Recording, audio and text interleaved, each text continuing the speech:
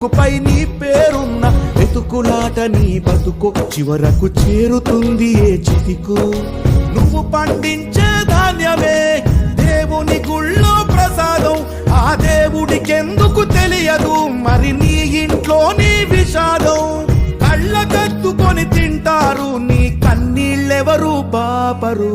రైతు రైతు రైతో పాడుగాను నీ రాతో, మెతుకు మెతుకుపై నీ చెమటున్న వెతుకులాట నీ బతుకు చివరకు చేరుతుంది ఏ చితికో.